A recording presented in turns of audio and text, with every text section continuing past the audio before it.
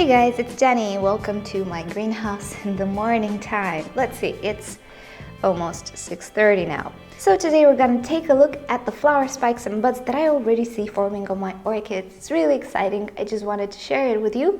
And yeah, I just woke up and I got myself the potion of life, which is coffee. So let's do this. Before that, some of you guys actually suggested that I wake up very early because you calculated the time when I answer your questions. And also some of you guys asked me how I managed to make daily orchid videos and maintain the greenhouse. The answer is correlated. I wake up very early indeed because I hate oversleeping. I just feel it's such a waste of time because everything that I plan to do for the day just doesn't get done if I sleep too much. Don't get me wrong, I get my about 7 hours of sleep per night. It's enough for me. But then I just like to wake up very early, plan my day, do my videos, do my edits, do the housework, do the cleaning, do the washes, do the whatever it is that I want to do or need to do. It gets done in one day if I wake up early, and I love doing that. So pretty much this is how I have time to make videos, edit, tend for the greenhouse, do housework, do whatever other stuff that I need to do, and grow orchids. That's how I do it. And it's actually good because it's a lot of physical tiredness, so at the end of the day I just fall like a plank. There's no insomnia when it comes to me. At 11, I fall, dude. So I have to tell you that I discovered my orchids are growing twice as fast in this particular time of the year, which is so nice because of the warm environment and of course the sun. It's not extremely warm right now. As you can see, the nighttime is kind of getting cooler, which is nice. It's gonna influence the phalaenopsis to bloom. And because they're growing faster, they're blooming more. So I'm gonna show you the flower spikes that I already see, the buds forming. Really exciting. Some of these orchids never bloomed for me until now. Some of them are reblooms, of course, but I'm still excited. Of course, let's start with the Elizabeth and Buckleberry. This, I presume, is a flower spike. How do I know? It's a little bit yellow. New growth looks really green on this guy. And flower spikes do tend to stay close to the pseudobulbs, at least at first, and look a little bit yellowish. It's not that they're dry or rotting in any way, but it simply is yellow in color. So yay, we're gonna have a flower from this guy. In the vicinity, we also have the Summit Frenchtown, and the flower spike is really growing. Take a look at it. So we're gonna have some nice blooms from this guy as well. If you don't remember who he is, he makes pretty brown flowers with the most gorgeous orange lips. So he's really pretty. And I really don't know what that sound is right now. Who's awake at this hour on a Sunday? Anyway, and this is the Oncidessa Huluduen Chameleon Golden Oriole. I really need to place a tag on this one. And as you can see, the flower spike is growing. I think I'm gonna have quite the nice display on this one. So I'm really looking forward for the flowers. This is such a vigorous hybrid actually. You can see that there's practically no setback. The pseudobulb looks really nice. So I do recommend this hybrid if you ever see it. It's a very prolific bloomer, pretty hardy, at least mine is, and it produces wonderful little yellow flowers. And here's something you cannot see, but if I do this, alrighty, this is the Brassavola Little Stars. It's a hybrid. She is growing quite a nice bunch of flower spikes. I was a little bit afraid that this year I will not have blooms, but behold, I will have blooms and I cannot wait to see it. I really love this display more. It's more like a bush. If you remember, this one was mounted and it's not my thing, really. Some orchids do look very well mounted, but the Brassavola, not so much in my opinion. It's just a preference, doesn't mean anything, but I think it will be a nice show like this. And she seems to have adjusted to the ceramics and everything very well.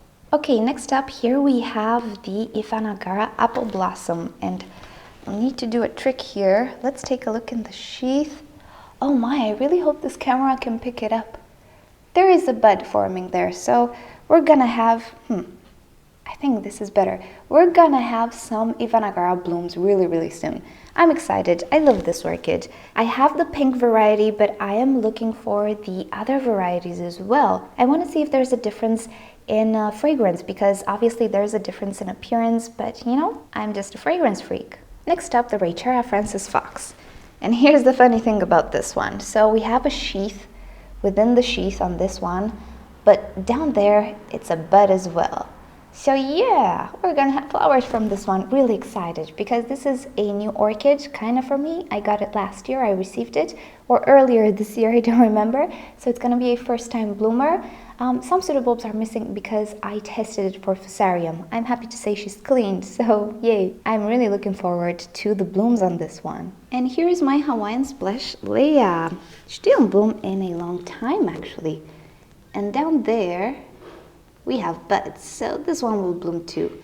Really happy for it. And this is the Bulara Diana Dung Gothic. She has 2 flower spikes, but as I can see, I won't have too many blooms. I think I see 2 buds here, 1 bud here. So a little disappointed in that, but it's okay. She's just getting adjusted to the environment, I suppose, and hoping for some better shows in the future, but at least we got these flowers. Okay, so those were flower spikes or buds that I could see, and now it's time for the ones that could be, but I'm not sure. So first, the Dendrobium spectabile Big Devil. Do you see that little nubbin on top? I don't know what that is. I never saw it produce something like that. So being that I don't have too much experience with this guy, I don't know, never bloomed for me, but it is something new, so I'm really hoping it's a flower spike. Also, we have the Epidendrum stamfordianum Galaxy. I don't know how to film. He is producing a new something from the base. Now, this type of epidendrum produces flower spikes from the base, unlike other epidendrums, so that can very well be a flower spike. And I am considering it because this pseudobulb is not completely mature. It is super plump compared to the older ones. And yeah, who knows? At first the flower spikes look identical to new growths, but then it just turns out to be a flower spike. I don't know just yet, but I am excited. Also, here we have the Red Panda Dragon Cat. We have a little sheath there. I don't know if I see a bump. I'm not completely sure just yet, but it would be lovely for this one to bloom. The pseudobulb created is not very tiny, so that's why I'm saying maybe this year it will bloom. If you don't remember this one, it's a beautiful green Cattleya with some purple splashes and purple lip. Beautiful. We also have something growing in the Paphiopedilum maudiae. Do you see that inside? Now, that could be a new leaf, yes, but I don't know. I think it might be a flower spike as well. I'll tell you why. Because it simply doesn't have an edge. It just looks very rounded and very symmetrical. When new leaves form, you can see they have a sort of an edgy side and a sort of a rounded side. And if you take a look, this is the latest leaf. This one should be on this side, right? It does have the shape that it's rounded towards your right and more edgy towards your left. So yeah, it has the shape of a leaf, as you can see. But the other one simply doesn't. So who knows? Maybe it's a flower spike. And to conclude, this is Leptodes bicolor. You didn't see this guy in a long time. Now he is producing something. Let's get you zoomed in right there at the base. Do you see it? It might very well be a new pseudobulb, but why not? It could be a flower spike as well. I'm saying this because the newest pseudobulb created with the new leaf is this one, and it's currently kinda the biggest one. Maybe this is the biggest one. I'm not sure, but this is fatter. So yeah, it has great chances to be a new pseudobulb, but there's always a chance it could be a flower spike. And I'm really keeping my fingers crossed. I really do want to see this guy in bloom. And that's about it for this morning. You can see the sun is already coming out. So alrighty guys, thank you so much for watching. Hope you enjoyed this. I cannot wait for the flowers. Really hope to show you some new orchids in bloom that you didn't see from me so far. Please take a moment to rate this video below with a like if you've enjoyed it and a dislike if you didn't. Subscribe to my channel for daily orchid and plant videos. And thank you for watching. I'll see you all next time. Bye. Just look at this guy right now. He's my favorite. Look at this. So big. So big.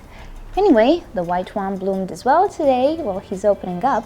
I have to say, I have some concerns about the red one there. He's losing buds, unlike the others. I do have another red one there. It's a more orangey red. This is a more dark red. But I am thinking that if he's not performing well, I'll just scoop him out to replace him with the pinky one.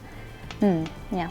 That's what I'm gonna do. That's the downside with all these hybrids. I think sometimes you get faulty ones and you don't really realize it until they start to bloom. And yeah, if he doesn't perform, I think I'll just place in the pink one.